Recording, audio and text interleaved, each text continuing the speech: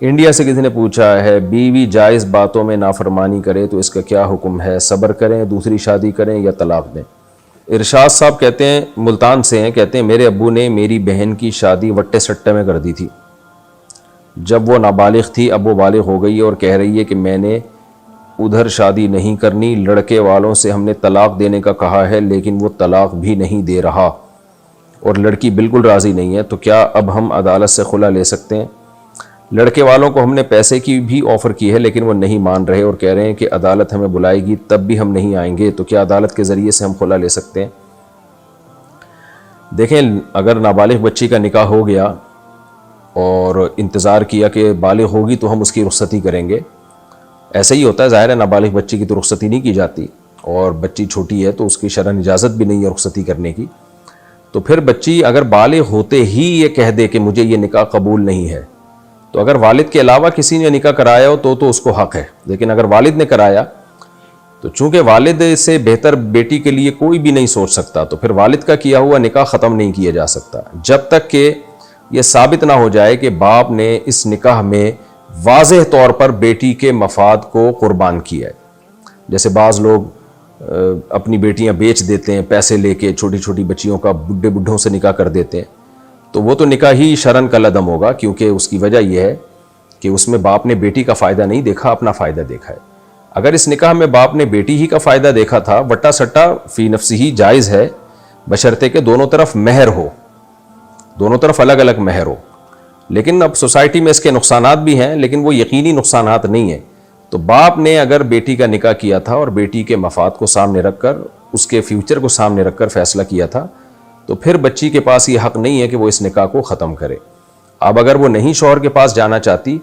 کسی بھی وجہ سے، وہ تو کوئی بھی خاتون کبھی بھی ہو سکتا ہے کہ شوہر کے پاس نہ جانا چاہے، ہو سکتا ہے وہ 5 سال کے بعد کہتی میں نہیں رہنا چاہتی، تو کوئی بھی خاتون، اس کے لیے پھر شریعت نے خلا کا راستہ رکھا ہے۔ اور خلا کیا ہے قرآن نے بیان کر دیا سورہ بقرہ میں، اس پر میرا پورا ایک بیان بھی ہے، کلپ ہے، ریکارڈ ہے، وہ آپ سن سکتے ہیں پورے دلائل کے ساتھ، کہ اگر میاں بیوی نہیں رہ سکتے، یعنی بیوی چاہتی ہے شوہر سے علیحدگی، فلا جناح علیہما فیما افتدت بھی، تو شوہر کو راضی کیا جائے کہ وہ مہر لے لے یا اور بھی مزید کچھ رقم لے کے اس کو چھوڑ دے، اور یہ کام شوہر اگر خود سے نہ کر رہا ہو تو کورٹ کا سہارا لیا جا سکتا ہے، کیونکہ کورٹ کے نوٹس کو اور کورٹ کی بات کو شوہر سیریس لے گا کہ بھئی واقعی میری وائف جو ہے علیحدگی نہیں چاہتی ہے، اور کورٹ سے یہ تحفظ بھی ہوگا کہ جو پیسے میں نے متعین کیے وہ مجھے مل جائیں گے، اس لیے شریعت نے اس میں کورٹ میں جانے کا حکم دیا خلا میں، ورنہ خلا خود سے بھی ہو سکتا ہے کورٹ میں جائے بغیر۔ اب آپ نے کہا کہ لڑکے سے مطالبہ کیا، وہ 2 باتیں کر رہا ہے، نمبر 1 یہ کہ میں خلا نہیں دوں گا، میں نہ مہر واپس دوں گا نہ میں خلا دوں گا، نمبر 2 میں کورٹ بھی نہیں جاؤں گا، تو پھر شریعت کا حکم یہی ہے کہ لڑکی کی رخصتی کر دی جائے اور اس کو محبت سے سمجھایا جائے کہ دیکھو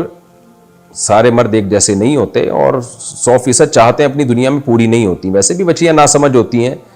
یہ کسی اور کے پاس جائے پتہ نہیں وہ کیا کرے اس کے ساتھ معاملہ۔ باپ 99% یعنی باپ کے فیصلے میں غلطی کا امکان کم ہے، اور کم عمر بچی کے فیصلے میں غلطی کا امکان زیادہ ہے،